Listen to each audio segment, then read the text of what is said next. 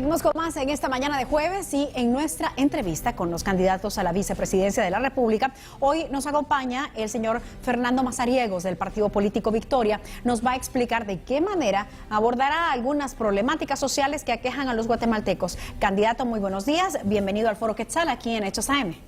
Muchísimas gracias. Un gusto para mí poderles saludar y estar en este lugar. Le cuento que, perdón que le interrumpe, sí. Es nada más para avisarle que sí, va a tener 3 minutos en cámara 3 y va a estar el conteo regresivo en la pantalla para que usted pueda dar ya el resumen del plan de gobierno. Adelante, por favor. Muchas gracias. Quisiera enfocar nuestro plan de gobierno en algunos de los ejes más importantes que para nosotros, en medio de los análisis, en medio de las propuestas que traemos para el pueblo guatemalteco, han significado lo sustantivo. En primer lugar, un tema de economía. La economía en Guatemala ha sido uno de los factores más difíciles de poder abordar, uno de los temas de economía, no necesariamente la macroeconomía, sino que la microeconomía, la guatemalteca ha sido afectada. Por eso nosotros en el bono Mujer Emprendedora se está enfocando en un aspecto de reanudar, de reactivar, de reacomodar también en uno de los sectores más vulnerables de nuestra sociedad, la mujer como tal. Y por eso se ha estado ofreciendo el bono de Mujer Emprendedora con una cantidad de 5,000 quetzales, y quiero decir 3 cosas en particular.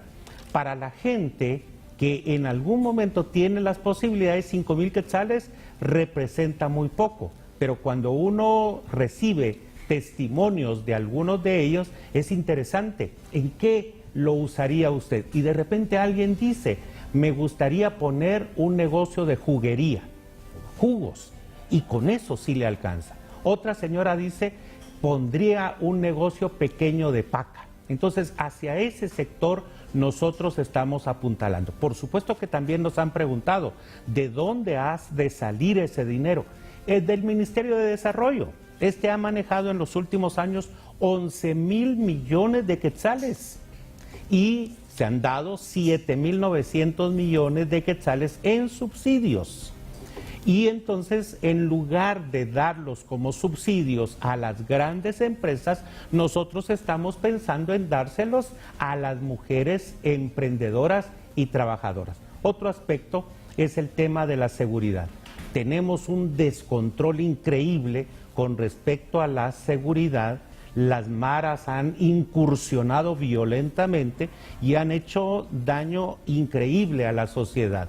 Recientemente nosotros estuvimos en el centro preventivo de la zona 18 con 2 teléfonos, uno de una empresa y el otro de la otra empresa, y teníamos señal.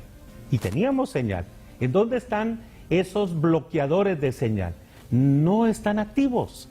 Y entonces eso provoca que las extorsiones sigan saliendo de un lugar que tendría que ser precisamente el centro en donde se recluyan a aquellas personas que nos siguen haciendo daño. El tema de seguridad, el tema propuesto por nuestro candidato Amílcar, va enfocado directamente en utilizar las instalaciones militares para recluir y bajo la administración del ejército a los disasociales. Muy bien, candidato, ya nos tocaron el timbre, han finalizado los 3 minutos, le agradezco muchísimo la apertura y poder compartir parte del plan de gobierno, porque sé que hay muchos temas, y dentro de estos queremos tocar específicamente lo que está sucediendo con algo que es realmente indispensable para los guatemaltecos y guatemaltecas. Estoy hablando de la canasta básica, que en los últimos años, hay que decirlo porque no meses, los últimos años, ha tenido un aumento considerable, rebasando la capacidad de los ciudadanos que tienen acceso al salario mínimo. ¿Qué acciones como gobierno central se podrían ejecutar para que las familias puedan tener el acceso que merecen a los productos de primera necesidad sin afectar, por supuesto, al sector empleador? Muy bien. Nosotros somos un partido de centro, que no queremos reñir definitivamente con la empresa y la libertad empresarial como tal. Lo que sí queremos es provocar de verdad un verdadero libre mercado. a través de la oferta y de la demanda y oferta, a tal punto que tenemos que admitir que no tenemos políticas que controlen los precios, sino que las imposiciones a los productos vienen de sectores que han hecho de los monopolios un factor cruel, injusto y también inhumano en la canasta básica.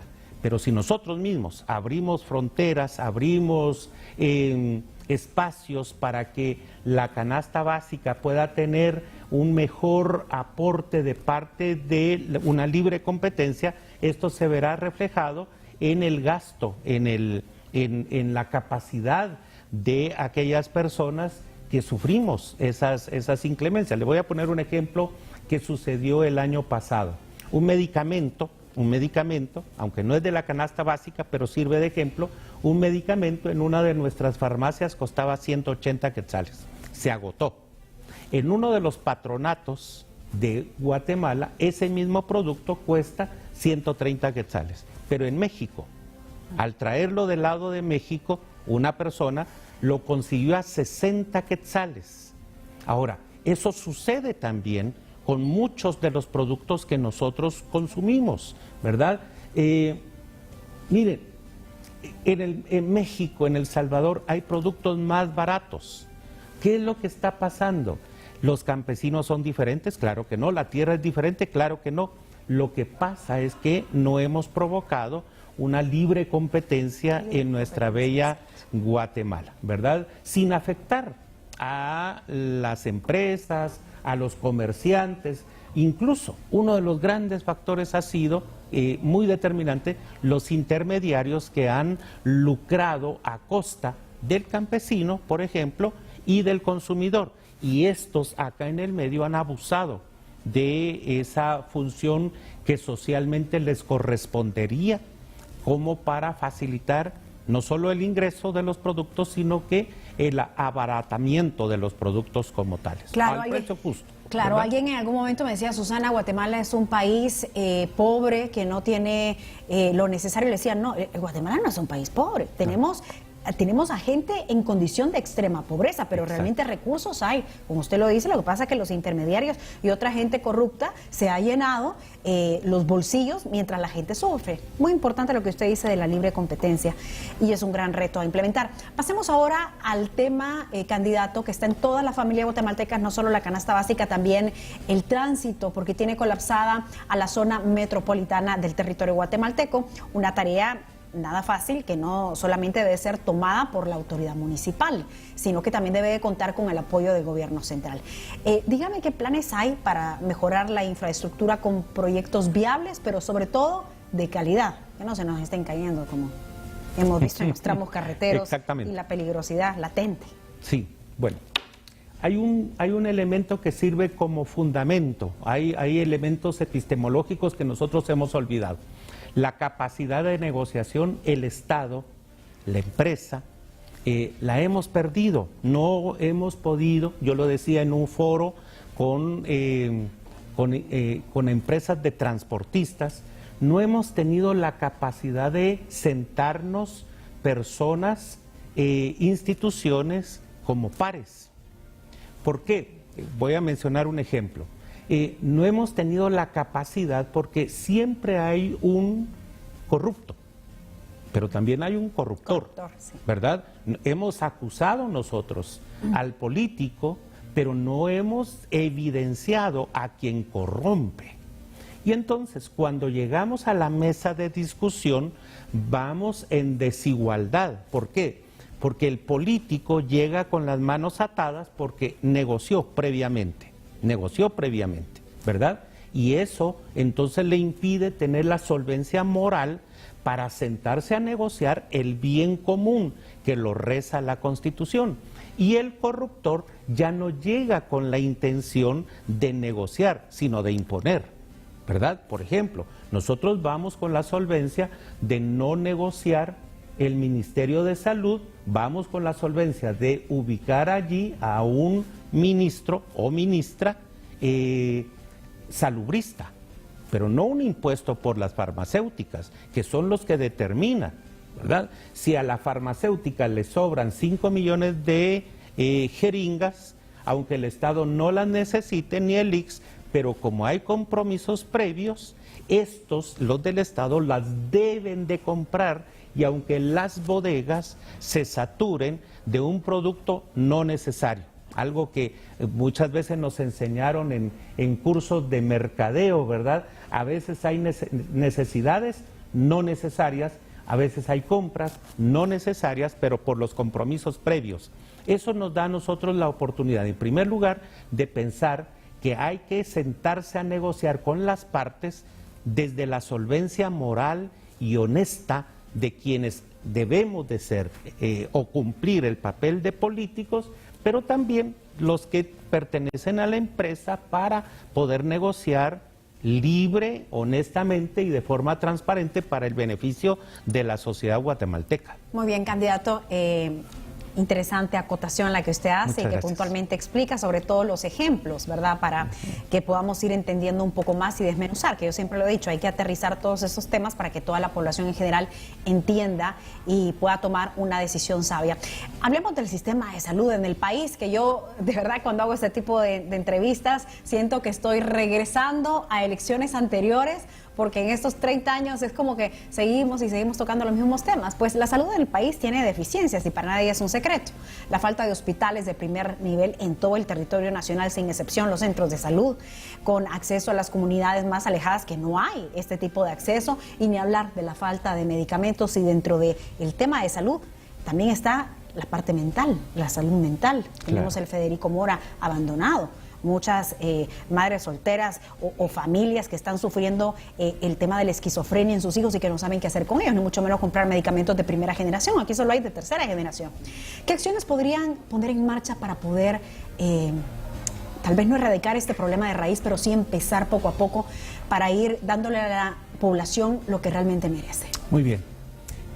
Permítame iniciar con esto que para mí es fundamental. Debido a mi fe y a mi formación y a mis principios, se ha perdido un elemento sustantivo en todas las áreas del ser humano: la pasión y la misericordia.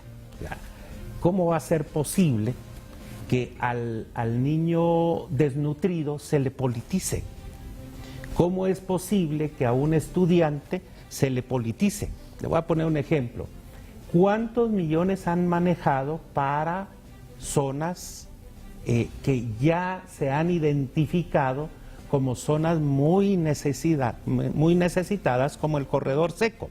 ¿Qué se ha hecho con el corredor seco? ¿Por qué no salimos de ese problema?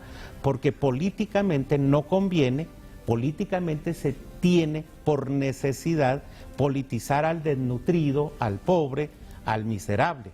Entonces se ha perdido la capacidad de sensibilidad, la capacidad de misericordia. Ese es el primer factor. Segundo, precisamente porque esto ha faltado, no hemos sido puntuales. Es como, por ejemplo, llegar a un hotel 5 estrellas con un gran buffet, con un gran servicio, hablando de los niños desnutridos de Guatemala. Eso es injusto. Eso llora sangre. Eso nos da a nosotros dolor en el corazón. Cuando yo entro en este proceso, lo hago con un propósito firme: no desprender mi cabeza de mi corazón, que mi corazón determine mucho de mis acciones. Por supuesto, que éstas sean inteligentes, que es lo que yo esperaría en los aportes que pueda realizar. Y eso nos lleva específicamente al tema que usted está mencionando. Da terror pensar que me voy a enfermar y que mi única opción sea uno de los hospitales. Y no por los salubristas, no por la atención que ellos brindan, sino por la infraestructura, por el sistema tan corrupto que se roba. Mire, yo vivo en un área en donde hay un nuevo sanatorio privado de primera clase, pero fue fruto de la corrupción del señor ministro, que incluso ya murió, y que saca esos millones, y hoy es un sanatorio responsable, bonito, un sanatorio de primer orden, pero ¿qué hay detrás de eso? Corrupción. ¿Y a costa de qué? como el de Chimaltenango. ¿A costa de qué? De los millones que salen a los bolsillos particulares de quienes han hecho política, gobierno y que hoy tienen el descaro de volverse a presentar con un rostro recién lavado, pero con un corazón sumamente podrido ante eso. Y luego, no solamente el Federico Mora, la sociedad tiene una ausencia de salud mental. Hay gente violenta. Yo le puedo decir a mi hijo, por favor no bocines, porque cualquier persona te saca un arma, te amenaza, te balea. La sociedad como tal tiene un problema serio de salud mental provocado por el Estado, por las políticas y por aquellos que componemos la sociedad guatemalteca. Tenemos sed de venganza, tenemos en las redes sociales, Susana. Es increíble cuánta gente quiere sacarle la madre a alguien, lo quiere insultar, lo quiere, hacen esa serie de publicaciones y uno se encuentra con personas que ni le conocen, pero despotrican contra uno. Ni hablar de los net center que también por ahí activos haciendo de las suyas. Y tomando políticas, teniendo políticas, presentándose algunos políticos precisamente con esa cualidad. Candidato, lamentablemente se nos ha terminado el tiempo. Digo lamentablemente porque sé que hay mucho por exponer, hay muchas preguntas también de los ciudadanos. En lo que usted da sus conclusiones, que también le vamos a dar espacio para que lo haga en cámara 3, yo quiero recordar que en la pantalla constantemente hemos tenido un código QR para que usted con su celular pueda activarlo y que así califique a nuestro candidato a la vicepresidencia que hoy está presente por el Partido Victoria aquí en el Foro Quetzal. Así que por favor, su espacio para las conclusiones. Muchas gracias. No voy a hacer conclusiones de lo ya abordado, pero sí de 3 cosas que para nosotros en el partido son vitales. Hoy me acompaña un licenciado que es el líder del equipo que va a conformar el Ministerio de Educación. Y hemos llegado a una conclusión con respecto a lo que sucede en Guatemala. Tenemos que revertir la educación desde el nivel preprimario. Comenzar a trabajar otra vez los principios y los valores que necesitamos rescatar en Guatemala, el principio de la honestidad, el principio, por ejemplo, del bien común. Hoy nuestra sociedad enseña a las nuevas generaciones, primero yo, segundo yo, tercero yo, y lo que sobre también para mí. Hemos perdido el concepto de comunidad y la política y lo político también como ciencia, como arte y como el quehacer de nosotros tendría que retomar el principio comunitario del bien común. Yo estoy bien, pues que mi vecino esté bien. Si mi vecino está bien, para mí también será satisfactorio. Esa es una primera aportación a manera de conclusión. La segunda, creo que nosotros debemos de volver a replantear a aquellos políticos que nos vamos a dedicar a estas lides y hacerlo con transparencia, honestidad y con entrega total. Y número 3, hacer política no es despotricar contra la persona que pertenece a otro equipo. Hoy hay personas que se presentan como nuevos en la política, sí, pero con don Nicolás Maquiavelo como su asesor de campaña, ¿verdad? Creo que si no somos políticos, o somos políticos nobles, o somos políticos ya con experiencia, hagámoslo con transparencia, honestidad y por supuesto con gallardía y caballerosidad, ¿verdad? Así que muchísimas gracias. Candidato Fernando Mazariegos, muchísimas gracias. Susana, a usted, candidato a la vicepresidencia por el Partido Victoria, quiero que me acompañe ahora y a la vez lo despido. Muchas gracias. Muchas Aquí gracias. tenemos la calificación que le han dado, cómo califica las propuestas del candidato Fernando Mazariegos, 6.62. Esto es por medio de la participación del código QR con base al 10. Bueno, muchas gracias. Ahora sí lo despedimos. Gracias. Tenemos, como Gracias siempre, la apertura aquí en TV Azteca para poder conocer sus propuestas y de todos los candidatos. Muchísimas gracias, Susana. Gracias a ustedes. Vamos a la pausa.